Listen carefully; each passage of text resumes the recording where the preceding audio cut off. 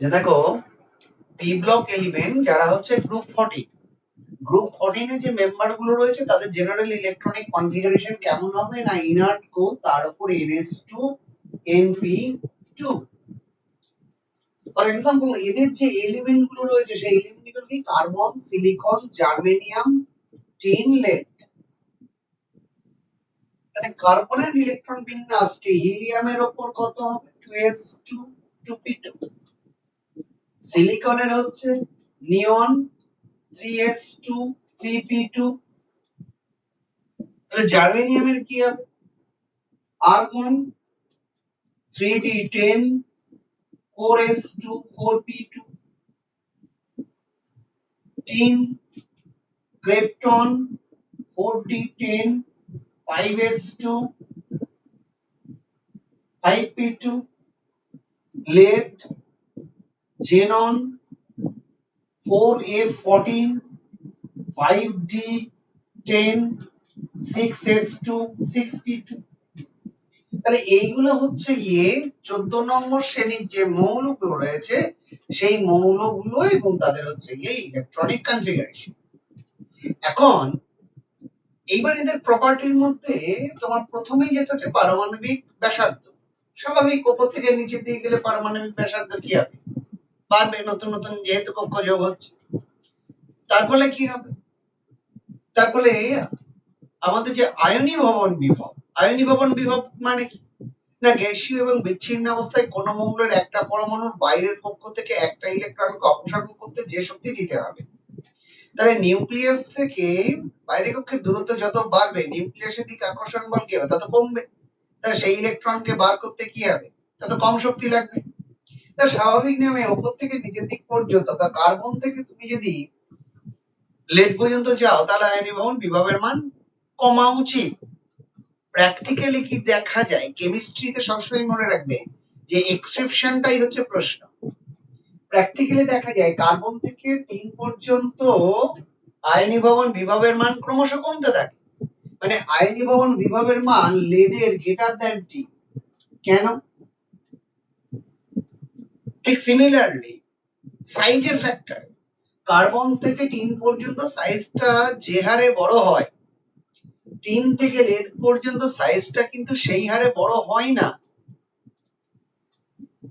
তাহলে এই দুটো উত্তর একটা জায়গায় সীমাবদ্ধ, সেটা হচ্ছে এই যে 4f উপকক্ষ রয়েছে ইলেকট্রন বিন্যাসে, এই 4f উপকক্ষে f উপকক্ষের আবরণী ক্ষমতার মান হচ্ছে কি অত্যন্ত কম।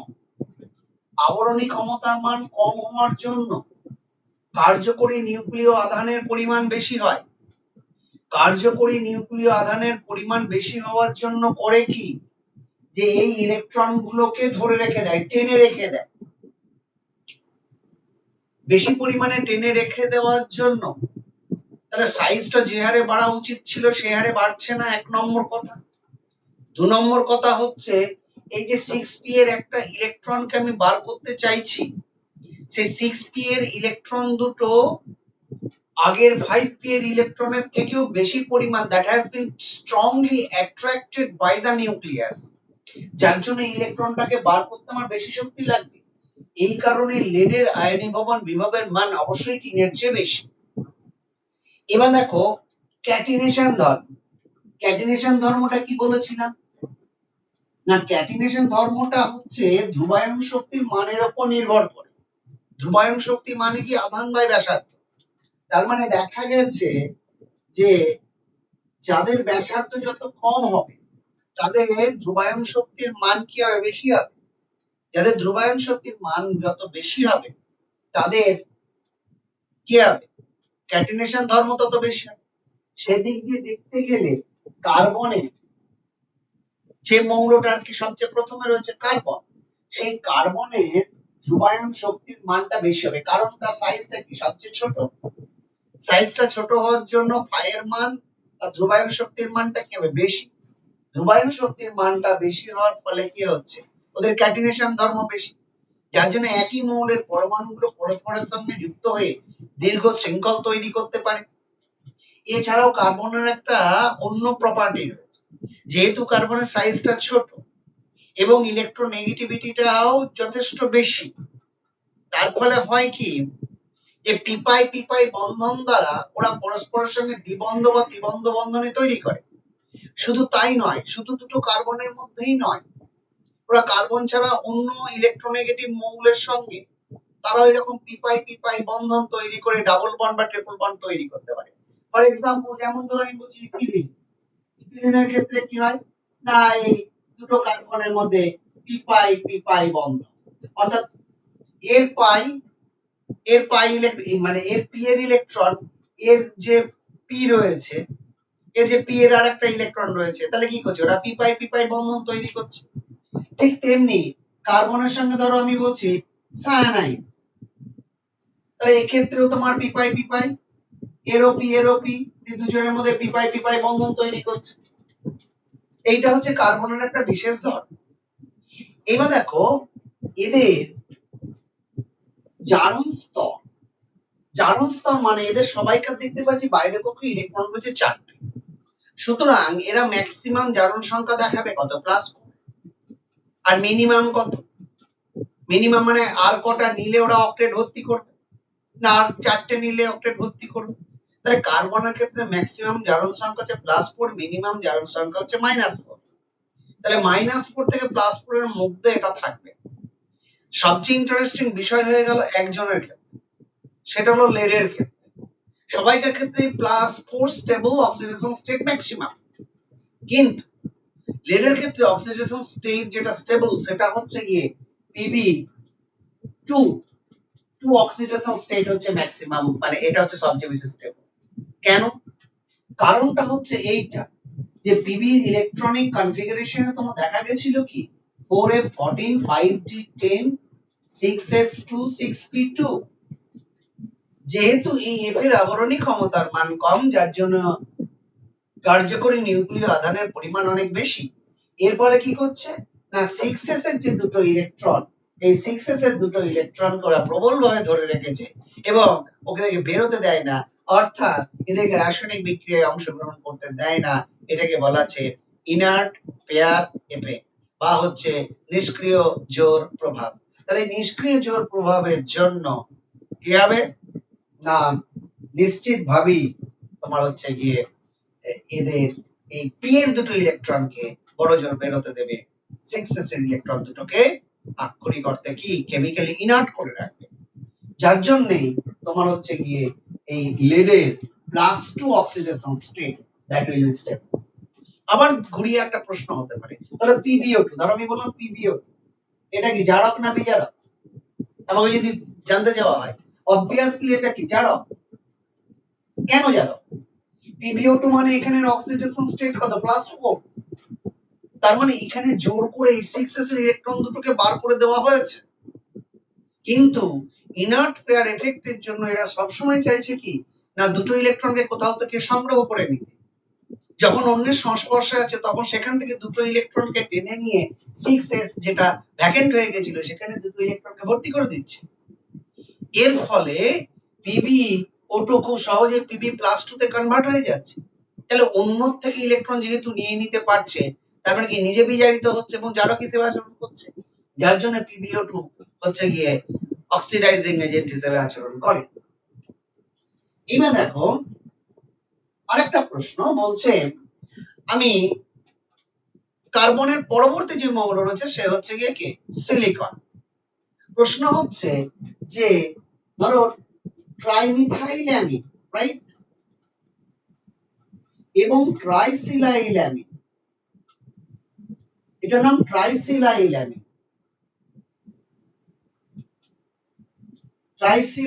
এটা ট্রাইমিথাইলঅ্যামিন। বলছে কে বেশি হচ্ছে বেশ। বেশ মানে কারা?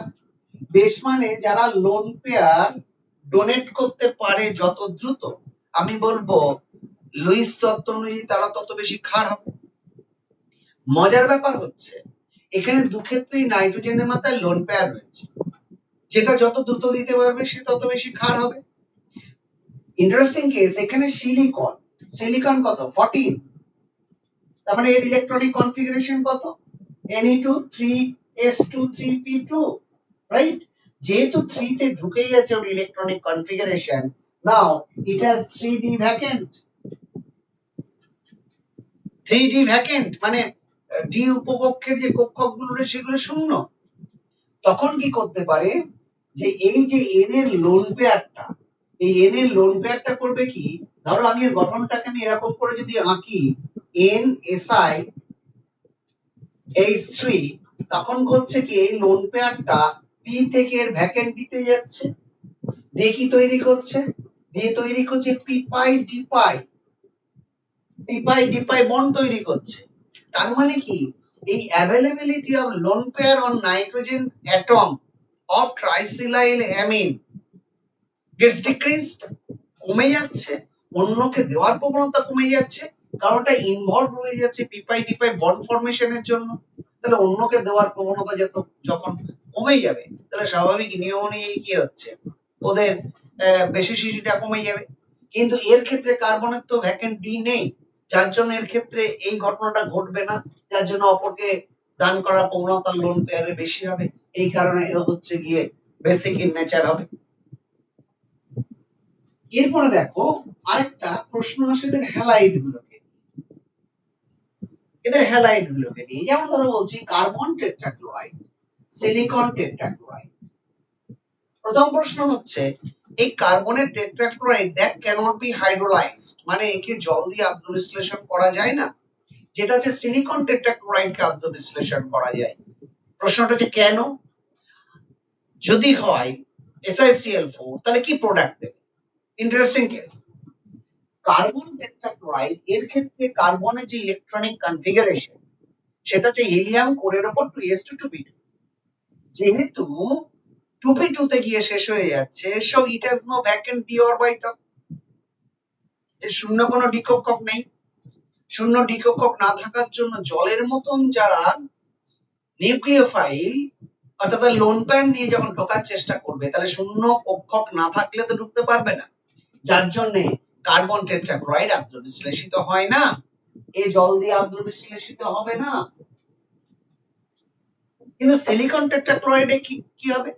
সিলিকন কত electronic configuration 3s2 3p2 3d vacant.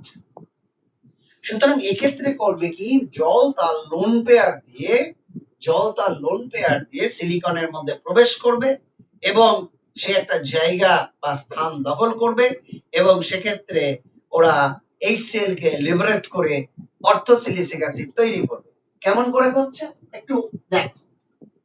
Silicon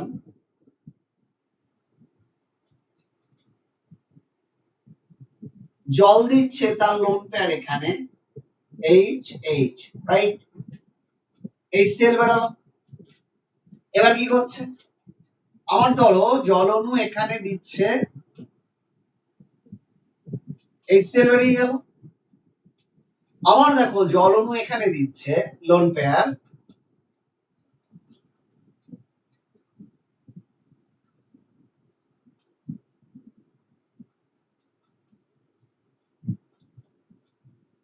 তার মানে হচ্ছে জিনিসটা যে চারটে সিএল আরেকটা এখানে জল অণু প্রবেশ করবে, এখানে আরেকটা জল অণু প্রবেশ করবে, এখানটা একটুখানি রেকটিফাই করে নাও, এখানে আরেকটা জল অণু প্রবেশ করবে, দিয়ে করছে কি এটা পালাবে। এবার খেয়াল করে দেখো, তাহলে একটা জল অণু, দুটো জল অণু, তিনটে, চারটে, টোটাল চারটে জল অণু প্রবেশ করছে, চারটে জল অণু প্রবেশ করে চারটে HCl কে লিবারেট করছে, দিয়ে তৈরি করছে কি SiOH হল 4 প্লাস 4HCl, এইটাকে বলা হচ্ছে H4SiO4, এটাকে কি বলা হচ্ছে silicic acid, silicic acid, orthosilicic acid, that is orthosilicic acid H4SiO4। তাহলে কার্বন টেট্রাক্লোরাইড হাইড্রোলাইজড হলো না, কিন্তু তোমার হচ্ছে সিলিকন টেট্রাক্লোরাইড হাইড্রোলাইজড হলো। এবার দেখো ইন্ডিভিজুয়াল মানে এদের যে অক্সাইড গুলো রয়েছে তাদের ক্যারেক্টার গুলো কেমন হবে। ধরো কার্বন থেকে লেড পর্যন্ত, তাহলে CO2 তারপরে হচ্ছে গিয়ে কি SiO2, তারপরে GeO2, SnO2, PbO2। তাহলে যেহেতু উপর থেকে নিচের দিকে গেলে আস্তে আস্তে এরা অ্যাকচুয়ালি তো অধাতু, কার্বনটা অধাতু, অ্যাকচুয়ালি উপর থেকে নিচের দিকে গেলে আস্তে আস্তে কি হবে, ধাতু ধর্ম বাড়বে। তার মানে কার্বন যেহেতু অধাতু হবে, নিশ্চয়ই তাদের অক্সাইডের প্রকৃতিটা কি হবে, আম্লিক হবে। অক্সাইডের প্রকৃতিটা আম্লিক হবে। তাহলে আম্লিকতা ক্রমশ কি হচ্ছে, কমতে আরম্ভ করছে। তাহলে এ সবচেয়ে বেশি আম্লিক, এরাও আম্লিক, এরাও আম্লিক, আম্লিক, কিন্তু আম্লিকতা কমবে। এই দুটো হচ্ছে উভধর্মী। উভধর্মী মানে কি, এদের আম্লিকতাও রয়েছে আবার খানিকটা ক্ষারকীয়তাও রয়ে গেছে। তার মানে আমাকে যদি আম্লিকতার ক্রম অনুযায়ী বলতে হয়, তাহলে obviously this greater than this greater than this greater than this আমাকে সাজাতে হয়। তাহলে আম্লিকতার ক্রম হচ্ছে কি আমার এইটা। এবার ইন্ডিভিজুয়াল যে এলিমেন্ট, ধরো কার্বন, এই কার্বন বিভিন্ন রূপে থাকে। কার্বন বিভিন্ন রূপে থাকে মানে না, কার্বনের বহুরূপতা থাকে। বহুরূপতাটা কি, ওই যে একই মৌলিক পদার্থ যখন অনেকগুলো রূপে থাকে, মানে যে ধর্মের ফলে থাকে সেই ধর্মটাকে বলা যায় বহুরূপতা। তাহলে এই যে এক একটা বিভিন্ন রূপে থাকে, এই বিভিন্ন রূপে থাকা মানে এই রূপগুলোকে বলা হচ্ছে রূপভেদ, অ্যালোট্রপ, রূপভেদ। এখন কেন থাকে, ওই যে মূলত বিষয়টা এইটা হয় যে বিভিন্ন রূপে ওদের গঠনগুলো একটু আলাদা হয় এবং তাদের সবচেয়ে ভাইটাল বিষয় অভ্যন্তরীণ শক্তি। এই প্রত্যেকটা রূপের অভ্যন্তরীণ শক্তিগুলো আলাদা আলাদা হওয়ার জন্য তারা হচ্ছে গিয়ে আলাদা আলাদা ধর্ম হচ্ছে গিয়ে শো করে। আমি যদি কার্বনের যে বিভিন্ন ধরনের রূপভেদ রয়েছে তাদের যদি আমি বিন্যাস করি, তাহলে কার্বনের, এটা ছোট ক্লাসে পড়েছো, নিয়তাকার, অনিয়তাকার। নিয়তাকারের মধ্যে রয়েছে গ্রাফাইট, হীরক, ফুলারিন। অনিয়তকারের মধ্যে অনেকে রয়ে গেছে, সেখানে গ্যাস কার্বন আছে, কোক আছে, ঝুল আছে, ভূষাকালি রয়েছে, অঙ্গার রয়েছে, অনেক ভাগ রয়ে গেছে। এগুলো নিচু ক্লাসে পড়ে এসছে। আমার যেটা প্রয়োজন সেটা হচ্ছে প্রথমেই যেটা আমি বলবো যে কার্বনের নিয়তাকার রূপভেদ। নিয়তাকার রূপভেদ তাদের মধ্যে কে রয়েছে, ধরো হচ্ছে 1 নম্বর হচ্ছে হীরক, 2 নম্বর রয়েছে গ্রাফাইট, 3 নম্বর ফুলারিন। প্রথমে হীরক সম্পর্কে একটু কথা বলে নিই। হীরক কিনা কার্বনের একটা রূপভেদ এবং এটা হচ্ছে অত্যন্ত শক্ত কম্পাউন্ড, শক্ত পদার্থ। কার্বনের রূপভেদের মধ্যে সবচেয়ে কঠিনতম হলো কে, হীরক। হীরক হচ্ছে উজ্জ্বল এবং চকচকে। হীরককে সাধারণত আমরা কাটতে পারি না সাধারণ কিছু দিয়ে। হীরককে কাটতে গেলে আমরা কেমিক্যালি প্রিপেয়ার্ড বোরন কার্বাইড বলে একটা কম্পাউন্ড আছে, সেই বোরন কার্বাইড কম্পাউন্ড দিয়ে আমরা হীরককে কাটি। That has been prepared chemically in laboratory before C. হীরক সম্পর্কে 2-4টে কথা বলি। হীরককে ধরো আমি বলছি আফ্রিকান কান্ট্রিতে পাওয়া গেল, সেখানে প্রথমে মেজারমেন্ট করা গেল একটা নির্দিষ্ট এরিয়ায়, মাটির নিচে যে প্রস্তরগুলো রয়েছে সেই প্রস্তরের ভেতরে হচ্ছে হীরক রয়েছে। ওদের সায়েন্টিস্টরা হিসেব করলো এই এলাকার মধ্যে কত হীরা পাওয়া যেতে পারে। তারপরে করলো কি ওপরের স্তর সরিয়ে সেই মাটির তলার যে প্রস্তরীভূত অবস্থা যেটা রয়েছে, পাথরগুলো যার ভেতরে হীরকগুলো রয়েছে সেইগুলোকে তুলে রেখে দেওয়া হলো। 1 বছর কি 1.5 বছর রেখে দেওয়া হলো এবং যখন সূর্যালোকের উপস্থিতিতে, বায়ু প্রবাহে, বৃষ্টিতে ওইগুলো ভঙ্গুর হয়ে পড়লো, ভেঙে গিয়ে ছোট ছোট টুকরোয় পরিণত হলো, তখন তাদের একটা গ্রাইন্ডারের মধ্যে নেওয়া হলো। গ্রাইন্ডারের মধ্যে নিয়ে কি করা হলো না, তাদেরকে হচ্ছে গুঁড়িয়ে দেওয়া হলো। তাহলে যে গ্রাইন্ডারে যেটা ইউজ করা হয়েছিল সেটা তো হীরক নয়, তাহলে একমাত্র হীরক ছাড়া বাকিগুলো ডাস্ট হয়ে গেল। তারপরে কোনো একটা চৌবাচ্চার মধ্যে ওই ডাস্ট সমেত পদার্থগুলোকে ফেলে দেওয়া হলো। সেখানে জলটার হচ্ছে কি ভীষণ রকম ভাবে ওয়ার্লিং মোশন একটা থাকে, আর জলটাকে আমরা তখন প্রবল বেগে করি কিনা চর্বির বিছানার ওপর ওটাকে আমরা প্রবল বেগে ফেলি। এর ফলে হয় কি, ওই যে জলের মধ্যে যে সমস্ত পদার্থগুলো ওপর নিচ করছে সবাই মিলে একসঙ্গে চর্বির বিছানার উপর গিয়ে পড়ছে, তাতে হীরকের টুকরো গুলো চর্বির বিছানায় গিয়ে আটকে যাচ্ছে। তারপর পরিষ্কার জল ওগুলোকে কেচে নেওয়া হচ্ছে, ধুলোবালি চলে যাচ্ছে এবং তার মধ্যে থেকে উজ্জ্বল আকারে হীরক হচ্ছে গিয়ে ওখান থেকে উঁকি মারছে, সেগুলোকে আমরা সেপারেট করে নিচ্ছি, করে তার নির্দিষ্ট শেপ দিচ্ছি বোরন কার্বাইড দিয়ে কেটে এবং তাকে পলিশ করছি। তাহলে এইটা হচ্ছে হীরক কিভাবে আর কি কালেক্ট করা যায় সেটা বলা হল। আর প্রশ্ন হচ্ছে হীরক এত কঠিন কেন? আগে এই প্রশ্নের উত্তরটা হোক। বলছে হীরকের যে গঠনটা দেখা যাচ্ছে, সেই গঠনে দেখা গেছে প্রত্যেকটা কার্বন পরমাণু কি করছে না sp3 হাইব্রিডাইজড অবস্থায় রয়েছে। তাহলে কার্বনে হিলিয়ামের উপর কি রয়েছে 2s2 2p2, sp3 সংকরের মানে 2s, এটা 2p। যখন এদের সংকরায়নটা হবে sp3, তাহলে কি করবে, চারটে সমশক্তি সম্পন্ন sp3 কক্ষক তৈরি করবে, এটা উত্তেজে এখানে শিফট করবে, তাহলে চারটেই sp3। তাহলে sp3 গুলো দেখতে কেমন, চতুস্তলাকৃতি। এবার করবে কি, এইটা যদি কার্বন হয় তাহলে এখানে একটা, এখানে ইলেকট্রন, এখানে ইলেকট্রন, এখানে ইলেকট্রন, পাশে আরো তো কার্বন রয়েছে, তাদেরও sp3 কক্ষক গুলো একক ইলেকট্রন যুক্ত। তারা কি করছে, এর সঙ্গে সমযোজী বন্ধন তৈরি করছে। দিয়ে কেমন করছে, ওরা একটা গঠনটা তৈরি করছে এই ধরনের, এইভাবে ওরা একটা গঠন তৈরি করছে, এইরকম একটা বৃহৎ শৃঙ্খল তৈরি করছে। তাতে কি হচ্ছে না, যখন আমি একে কাটতে যাব তখন প্রচুর শিশি বন্ধনকে কাটতে হচ্ছে, আর শিশি বন্ধনগুলো কি অত্যন্ত শক্তিশালী বন্ধন। এই বন্ধনগুলোকে কাটতে গেলে প্রচুর পরিমাণে শক্তির প্রয়োজন হয়, যার জন্য হচ্ছে হীরক কি, হীরক হচ্ছে গিয়ে তোমার কঠিন। এরপর বলছে হীরক হচ্ছে উজ্জ্বল। কেন উজ্জ্বল? বলছে হীরক এর যে প্রতিসরাঙ্ক, সেই প্রতিসরাঙ্কের মানটা হচ্ছে অনেকটা বেশি, 2.42। তুমি জানো যে প্রতিসরাঙ্ক যার যত বেশি হবে তার সংকট কোণের মান তত কম হবে। আমরা জানি sin theta C equal to কত, 1/μ। তাহলে হীরকের প্রতিসরাঙ্ক 2.42 মানে অনেক বেশি, অনেক বেশি হলে থিটা সি বা হচ্ছে সংকট কোণ, তার মানটা কি অনেক কম। তাহলে খুব কম কোণে আলোক রশ্মি হীরকের মধ্যে পড়লেই তার কি হবে, খুব কম কোণ মানে কি, যতটা কম কোণই করুক না কেন সেই কোণটা কিন্তু সংকট কোণের চেয়ে বেশি হয়ে যায়। আর সংকট কোণের চেয়ে বেশি হয়ে গেলে কি হবে, অভ্যন্তরীণ পূর্ণ প্রতিফলন হবে। তাহলে হীরকে অল্প আলো পড়লেও যে কোনো কোণেই পড়ুক না কেন সেটা সংকট কোণের থেকে বেশি হয়ে যাচ্ছে। আর যখনই বেশি হয়ে যায় তখন সে কি করছে, তখন হচ্ছে তার অভ্যন্তরীণ পূর্ণ প্রতিফলন হচ্ছে।